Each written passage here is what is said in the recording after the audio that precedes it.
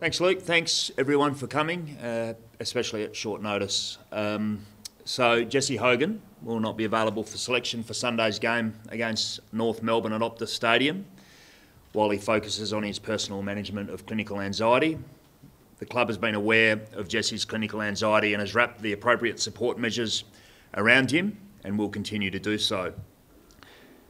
Jesse continues to train very hard on the training track and he'll continue to train with the team, but his anxiety can lead to him making poor decisions around alcohol consumption and therefore impact on his health and well-being. Jesse made poor choices around alcohol consumption on Saturday evening prior to our training run at Optus Stadium on Sunday, and as a result he did not take part in training.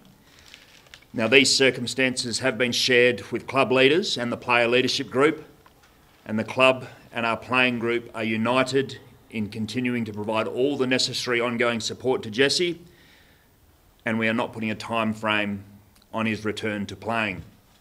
Can I add that clearly when you're involved in football, there's huge interest, and to degrees, we're all public property in that regard.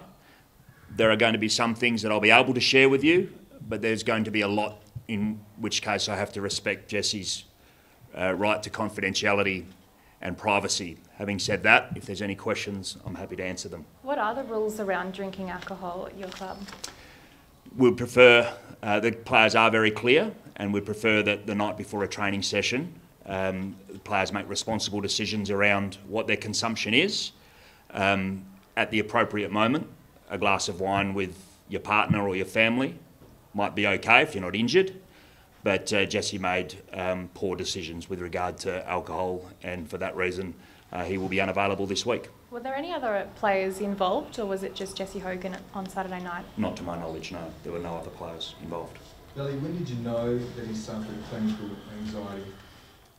Barrel, probably what's important is we are aware. Again, this is one of those things we can't go into the history of. Very conscious that this is a big moment for this young man, so I don't want to go through all the details of it. What is important is that we are aware now, and the club, to every person, is supporting him 100%. And prior to this, you were supporting him in some sense as well? You knew that there was stuff to work on? Look, with all our players, they have different issues. We're supporting all of them, and in this case, Jesse, we've been supporting from the moment that he walked into the football club, yeah. Does Jesse have rib injuries? Beg your pardon? Jesse have rib injuries? Not to my knowledge, no. He's got no injuries. Were you aware of Jesse's issues when he was recruited, Peter? Again, I won't go into when we became aware on the clinical anxiety. What is important that I want to stress is that we're supporting him 100%, and that will be ongoing, Mark. Billy, one commentator has said that there was an incident, he was in Mandurah, and there was an incident in Mandurah. Do you know, on Saturday night, do you know anything about that? I've got no knowledge on that at all, no awareness at all that he was in Mandurah, no. So the main thing was on Sunday he either couldn't make it to training or he made it and was not in condition to train? Yeah, he was not in a condition to train on Sunday. So it's not a police matter or anything from what happened on the Saturday night? No interaction or dialogue with the police at all. Is the club investigating what took place then, or is it more just about what happened on Sunday? This is about what happened on Sunday, and that's where it's at. How big a blow, Billy, is this on the eve of the season in your assessment, do you think? Jesse's a quality player, but what is important for him is that he's in a physical and mental state to be able to play week after week, and that's what we'll continue to support him with.